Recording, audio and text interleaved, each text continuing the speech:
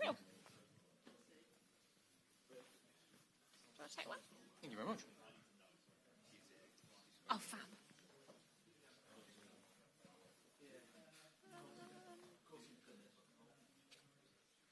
Anyone else for Mike? Right, CJ. Is that working? Turn that other mic on just in case.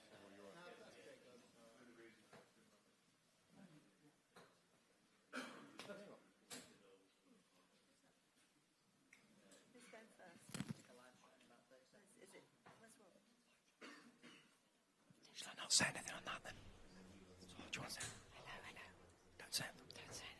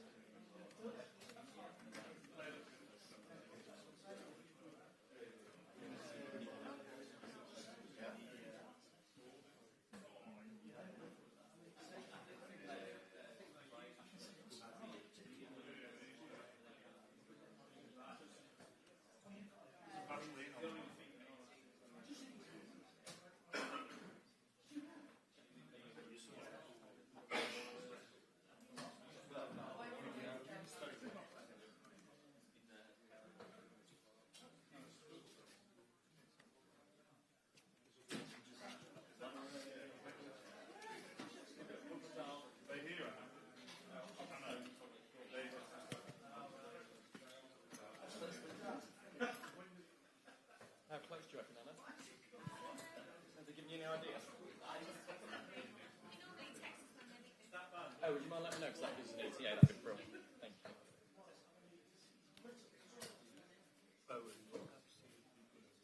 He's great. Oh, it does? Oh, great. Yeah.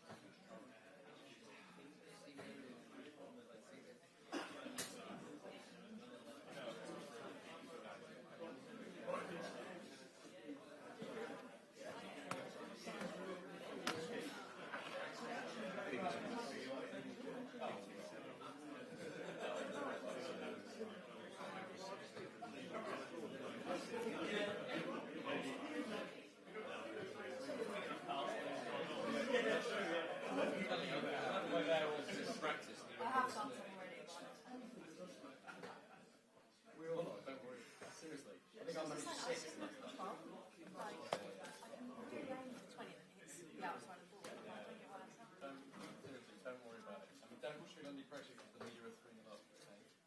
I'm not going to be the first one to I wasn't here for that. Bobby got 51. There you go. That's great. Doesn't matter, that's great.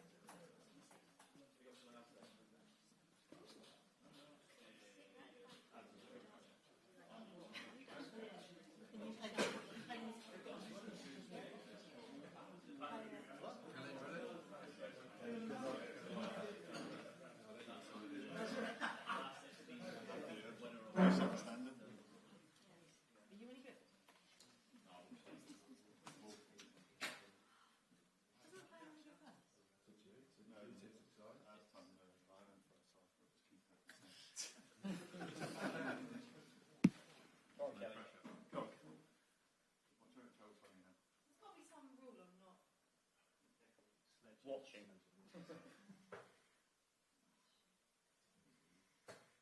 Oh, no. That's all right. That's all right. 26.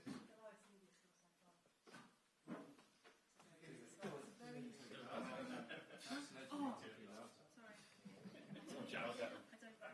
This is going to be so easy for him to beat. I don't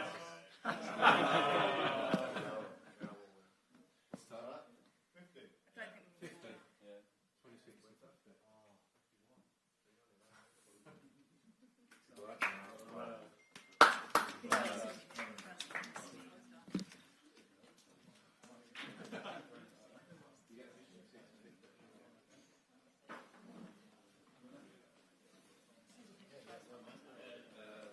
50.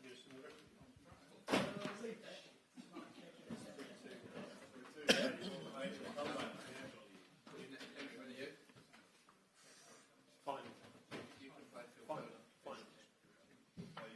26. Okay, good afternoon everyone and welcome to this press conference with Jared Bowen. As ever, if we can take through a maximum of 3 questions each and we'll get around as many as we can. And once again, we'll have a little embargo section at the end. So Rob, get us underway. Hi Jared, good to see you. Listen, you featured in both of England's 2 opening games, and when you look at the masses of wide attacking talent that there is in this squad, just how big a compliment is that for you? Yeah, it gives you a massive confidence boost as well. I think one of the main things that especially some of the experienced lads I spoke about is being ready for the opportunity, because you never know when it's going to come. And for me, like I said, I think when we spoke before, it was honour to play for your country in the first place, but to do it at a major tournament as well is another thing. And the 2 games have been, really good tests for me to come in and, winning the first game to, help defend the lead, try and make an impact. And I think that's the main thing you can do when coming off the bench is bringing that energy that I know I can bring, that freshness, and also trying to make an impact in the later stages of the game. So for me, yeah, it's been a real confidence booster, and to be in both of the games is a really proud moment for me as well. It feels like there's a lot of negativity around in the media and maybe with some of the England fans as well after those first 2 performances. Is that a bit harsh when you're still unbeaten? And I wonder what the mood's like in the camp. Yeah, no, mood's really high, and you try not to get involved in the outside world, because what we've got is a real tight group, a real togetherness, and like you said, we're sat here with 4 points, and it's probably the standards that we've set that it's not 2 wins, but it's still 4 points. We're still top of the group, and we're still in control of our own destiny. And we go with Tuesday's game, win that, and then we're going into the knockouts. But there's a lot to get to that win. They're a really good side, a lot of respect to them, and I think every game is so different. It's my first tournament, but the teams that you come up against all pose different threats, and Serbia were very direct, had a lot of crosses in the box, and Denmark were a lot more technical, I thought. But again, I guess that's tournament football, and the teams were really good opposition. So we know Tuesday will be a difficult game, but we know what we have to do, and we're calm about it. We're not sat here with 2 games, 2 losses, bottom of the group. We're, like I said, still in a really good position. So looking forward to the game Tuesday, I think. The manager said that the squad generally has some fitness issues, and 2 vital players in Jude Bellingham and Harry Kane seem to be struggling a little bit. How worried should we be about where those 2 are at right now? No, I wouldn't be worried. You're coming off the back of a really big season. The games that we've had are quite, I think it was 4 days after the Serbia game that we played the other night as well. So I think it's challenging for everyone. I think everyone was out on their feet, especially after the second game as well, that quick turnaround of the games. And like I said, that's when it's important that everyone's ready for their opportunity, because you never know when it's going to come. And everyone's in a good place. They're just running a lot, so probably tired. But no, everyone's in a good place, and I feel like everyone's ready when needed. Jared, hi. Henry Winter. That was your 50th game for Club and Country the other night. You played more than 4,000 minutes this season, 69 hours. How have you kept so fresh, physically and mentally? Probably the twins keeping me busy when I'm away from football. But no, I just enjoy playing football, know what works for my body in terms of recovery. probably been more disappointed this season. I've had a couple of little knocks that have stopped me for a couple of games, so I could have played more. And for me, it's, of course, playing football is difficult, but you're doing something that you love. So for me, it's just I want to play every game that I can. So getting myself ready, knowing what works for my body through my career that I've done, and yeah, just always been available for the games. But like I said, probably more disappointed that I've missed a couple through little injuries. Just looking at the other games out here, there's a lot of high-intensity pressing from the teams that are doing well. Can you sort of explain how England press? Because it has been a bit of a debate. Yeah, no, I think it's, the games that we've had, especially the first game, Serbia were, like I said before, very direct, went forward, and we knew that, if we maybe stepped on a bit too much, the second balls, we'd leave ourselves open, in the middle of the pitch. So, I think it's finding the right balance. And I think in games we've done, Deck done one the other day when he won the ball back on the edge of the box. And it's just finding the right moments and the right balance to go, because, like you said, it's challenging to press for 90 minutes. I don't think any team can do that. But it's picking the moments, and as soon as you win the ball back a couple of times high up the pitch, the opposition will then, they might go longer, or they might think again about trying to play out from the back when you get that success from it. But not all the time you're not going to get success, but it's about sticking with it. And when we do win the ball back in the dangerous positions like we done the other night. Hi, Jared. Faye from TalkSport. You okay? Good, thank you. Good. Suggestions from both Declan Rice and Gareth Southgate that maybe some of the players are almost trying too hard and care too much. Do you see that? I think it's difficult to say care too much, because you're playing for a country at a tournament. Of course, you want to put everything into the game, but I think it's important to find that balance of, yes, you want to be hyped up for the game, but not too much where your emotions can kind of boil over. And then, not the other end of the spectrum where, you're too calm and too chilled on the pitch. So I think it's about finding that balance in terms of being calm, being ready. And I think we've got that in the changing room a lot. And, I think the first game was, we put everything into that to win that game. I think we spoke about in the build-up of that, winning that first game, getting off to a good start. And, we wanted to win the second game as well. Of course we did. But in the end, we took the point. And like I said, it's all for Tuesday now. We're in a really good position. And, I've been a fan of England. This is my first major tournament. I remember watching the last Euros and the World Cup. We were sat with 4 points after 2 games. So, it's the same position as before. It's, calm minds around the camp. Players have been here longer than some players, know what it takes. And, I think the main message is, we're calm, we're ready, and we look forward to the challenge on Tuesday. What's your message to the fans? Because there does seem to be a bit of a split. Obviously, the performances haven't been how you would have wanted them, and everybody has come out and said, we can do better than this. There's a split between the fans who are being reasonable, saying top of the group and 4 points, and the others saying this is not good enough. What message do you have for them? No, listen, I get it as well. Because you want to win the games and you want to be in the best position possible. But sometimes it's not as easy as that. And the support here is, like I said before, it's my first tournament, so it's my first time seeing England at a major tournament with the fans and the following that it is. And for me, it's one of the best. And yes, we're disappointed that we haven't won the game, but I think, like I said before, those are the standards that we've set. We want to win these games. We want to win as many games as possible. But it's not given to you as easy as that.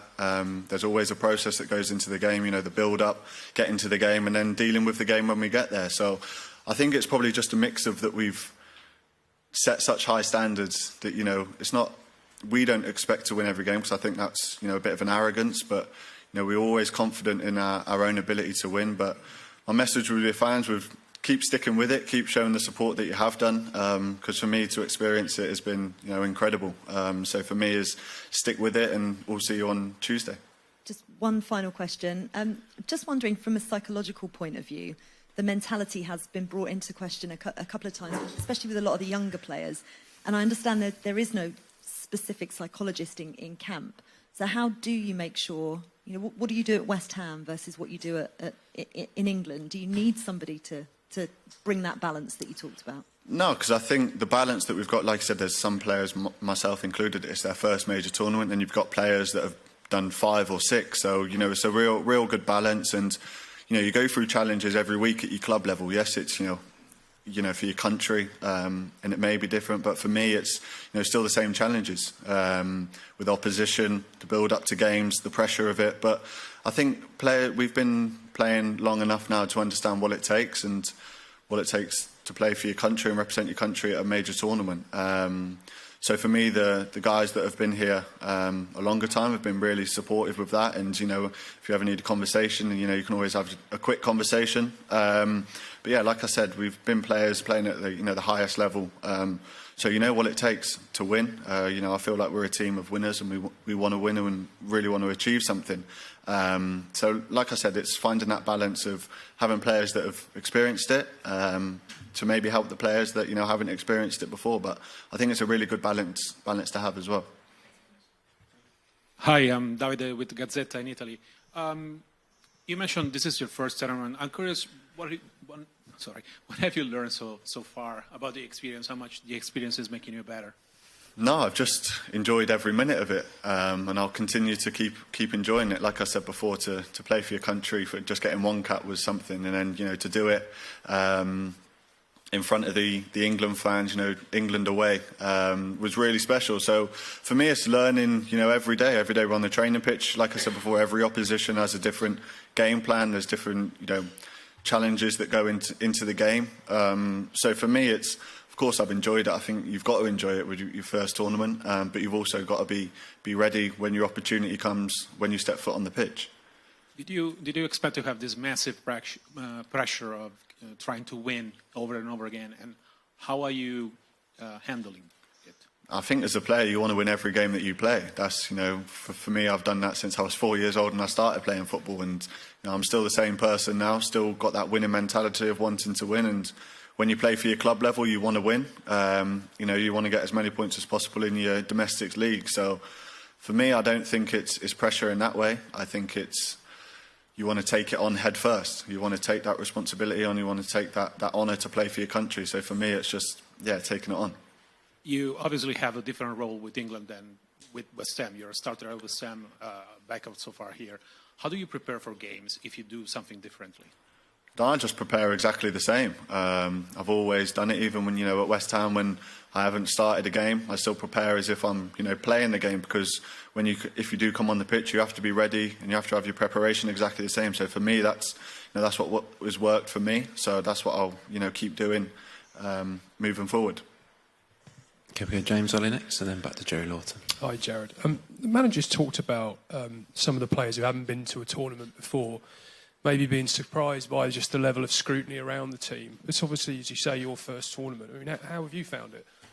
Like I said before, I try not to get caught up in the outside world and try and, you know, that's the same at my club level as well. I think there's scrutiny at club level as well when you play, and I think as a player, if you want to be a winner, if you want to achieve things, I think you have to shut yourself away from that and focus what you have in the group. And I think that's the main message is, you know, for us as players, is we know what we have as a group. And of course, football is a game of opinions, and we know there's going to be highs, there's going to be lows, but, you know, it's about sticking together through every single moment. There's going to be disappointment along the way, but like I said at the start, you know, we're calm.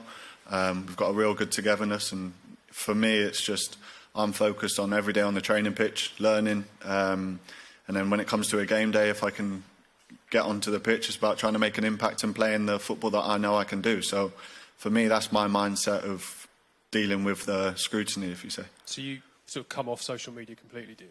No, I'm not off, so I haven't deleted my socials, but I'm on there. But it's, you know, I've got friends, I've got family on there. You know, of course, I think you can get caught up. If you want to look for things, you can look for things. But for me, I don't want to look for things, so I'm not going to look for things. Do you sort of encourage some of the other players to maybe do the same, just ignore it for a month? Yeah, but I think, you don't know, we're not sat next to each other on our phones. We try to be a little bit more sociable than that.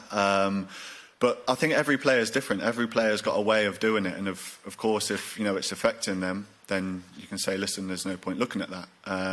But like I said, you don't fully know if people are looking all day, every day. You don't know that. But, you know, if it was me saying to the lads, I'd say just try and stay away from it, stay on the right mindset for what we want to achieve in this tournament. And how bad was the pitch the other day? I mean, without sort of making excuses, it looked pretty bad to play. Yeah, I thought I broke my ankle with the first 2 minutes when I came on, but yeah, it was definitely difficult. You know, it's not an excuse in the slightest, but, you know, it was something that I think Walks had a couple in the first 10 minutes where you could kind of see the chunks of ground coming up. A bit like bad divots if you're at a bad golf shot. It was a bit like that. So yeah, it was difficult, and I think the roof was closed as well because of the weather, which made it a lot more hotter in there as well. But those are the things that you have to, that get forced to you sometimes. You play the conditions of the pitches. It's still a great stadium, great pitch. Just the other day, it was probably cutting up a little bit more than what we've probably experienced from the first game before that. But I wouldn't want to use that as an excuse for the game. What happened with your ankle? Did you turn on it and you thought? Yeah, I just probably running a bit too fast for my brain and tried to turn around and just kind of got my foot stuck and I thought, oh no, I'm in trouble here. But luckily got away with it. But it was just one of those pitches that you can kind of get your foot caught in the ground and it'll come up against you. But luckily I survived. Psychologically, that must be quite difficult though. You just come on and then within 2 minutes you think, hang on, this surface, I can't trust it. Yeah, no, it definitely makes you think. You're not sprinting. You're going to slow down a little bit before you get to the target where you are. But it was certainly a welcomer to the game for me to sprint after the ball and nearly twist my ankle out of place. But no, like I said, all good. Thank you. Thanks, James. Jerry Lawson, then Eric. Hi, Jared. Hi, mate. I've got a mic. I'm okay. Good luck on Tuesday. Thank you. We've seen Danny in the crowd giving you great support. Could you just talk about the support she gives you and what is it? What does she tell you? Does she give you any instructions or is it just a bit of love? Yeah, no, I mean, she's not telling me tactically what to do. She ain't got a clue. But no, Danny, my mum, my dad, my sister, my brother, my two mates have all been out here. And like I said, it's my first tournament, so for them to come and see me representing my country at a major tournament is for them probably the pinnacle. So yeah, Danny's been great with travelling in and out, back home to Germany, back again, getting back late. Obviously, I'm sure everyone's heard the story of my dad in the camper van. So he's doing all the hours up the, I don't know if they're motorways in Germany, I don't know if that's the right word, but driving up there, the four of them. So all of them that have come out have been, really supportive. But yeah, like I said, no tactical info from Danny. Has he turned up in the camper van at the hotel? What, my hotel? Your hotel. No, I can't get close to that. No, he's just been, I don't know where he's been, to be honest. He just kind of parks it up somewhere. I said take the England flags down just in case it gets, the windows might get put through if the wrong fans come across it. But no, it's definitely been, they've enjoyed it. It's been long days for them, but with four of them, they can all kind of drive along the way and take turns in driving. I think my brother fell out by the time they were 5 minutes up the road.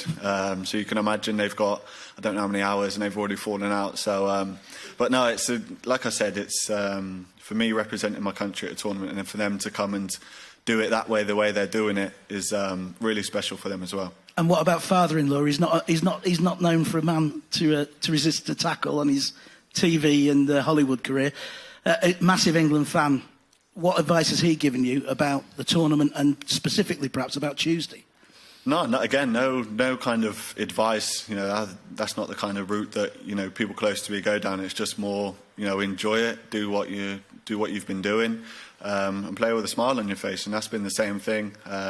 Always gives me a message of good luck before a game, which is really nice. And I don't know if he's coming out to the games or not. I'm not sure what his schedule's doing. Hopefully he's not on the pitch. I see him 2 foot to someone the other day in Soccer Aid. But no, like I said, nothing in terms of advice and not how to play football, but in terms of the game, it's just more good luck and enjoy the game, and that's him and my whole family as well. Thanks very much. Thank you. Thanks, Jerry. Pass across to Eric there, and then we'll go Pierre. Hi, Jared. Eric Peters, Bill Germany. So, how important will it be for England to finish top of the group to avoid a possible clash against Germany in the round of 16? It'll be good for the spectators, I'm sure. But no, we know what we have to do. We're kind of in control of the destiny of the group. And every game that we play, we want to win. It's not about trying to avoid teams. To be the best and to be winners, you have to beat the best. So for us, it's wanting to win every game. So the game Tuesday, we go there wanting to win that game. Of course, I don't think it would be ever in our mindset to say we're playing for a draw. For us, we're, like I said before, a group of winners. I truly believe that. And we go to Tuesday with the mindset to win the game, and then the knockout stage, football take care of itself. Who you play against. Can you say something about the atmosphere here in Germany? So, are you satisfied? with it? Yeah, no, very satisfied with the atmosphere. I think it's really good. You know, the Denmark game the other day, all their red T-shirts behind the goal. It was some spectacle, and obviously the England fans away travelling as well have been loud as anything. So yeah, it's been a really good atmosphere, at the stadiums. Thanks, Eric. And we'll finish the live section with Pierre. Hello, I'm Pierre from French newspaper L'Equipe. Just one question about your hotel. Do you enjoy it? And it looks like a bit isolated, and I was wondering in which extent does it help you maybe to be far from the external noise and to focus on competition?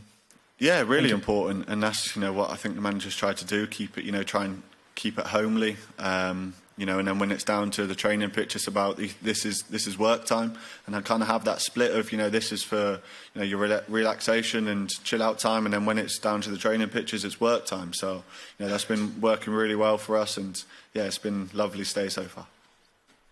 Thanks. Sorry, one more in the live section at the back there. Hi, Jared. Abraham Romero from Spain, from El Mundo. Are you watching the rest of the tournament? Which teams do you think are doing better? And especially, what do you think about the Spanish team? And if Jude has told you something about it. Thank you. I thought you'd ask about Spain because they're doing so well. But no, there's been lots of really good sides that have started really well. I think Germany and their country as well have started really well. There's a couple of underdogs that I've been really impressed with. Turkey played the other day, and I thought that was Turkey against Georgia was just all-out war, and I thought it was brilliant to watch. So there's been lots of teams that have started really well, but it's still early days. We're 2 games in. So lots more opportunities for games to come up. But yeah, of course, Spain are doing well. I'm sure that's why you asked the question. Okay, we'll end the live section there. Now move on to a very short section of bargain until 10:30 p.m. UK time this evening. And Mike, do you want to grab the mic if you can? One of the mics around. Hi, Jared. In the last couple of days, what's Gareth's kind of message to you and the squad been when you met together as a team? Obviously, he said himself that it was disappointing and a lot to improve on. Yeah, same message. We always have a debrief of the game. But yeah, more disappointing. But like I said before, we're still sat here with 4 points, top of the group. And like I said, those are the standards that have probably been set over the years of wanting to win as many games as possible. But it's not always as easy as that, especially in tournament football with some of the the quality of teams that we played against. But yeah, it's just more of a calm mindset. We know what to do. We know what's needed. So for us, it's putting the 2 games that we've had behind us now because they're done, and looking forward to Tuesday's challenge. Hi, Jared. You won a European trophy last year under a manager who a lot of your own fans were saying was negative tactically. Now you're in the same position where Gareth's getting a lot of flack for being tactically negative. Are either of those 2 managers negative? Do they ever tell you to sit back on 1-0 leads and all this kind of narrative we keep hearing from ex-players and stuff on telly? No, and again, it's that other part of the footballing world that's football's a game of opinions, and there's got to speak about the England game, and I get it, but as both managers that I've had really have been really solid without the ball, and I think that's the best thing because don't concede the goals, the quality that talking from West Ham level and here as well that you have, you can win the games. So for me, when I was at West Ham and I used to hear it, it was frustrating for me because two great managers as well as people and achieved so much. I'm going back to the same points because I feel I've achieved so much at West Ham and done quite well at England as well. So for me, it's not frustrating, maybe the wrong word, maybe a bit too strong. But I always think you stop the ball out of your goal, you've got many more chances with the quality that we've got going forward to win those games. So I don't think there's no harm in that. Just naive to say that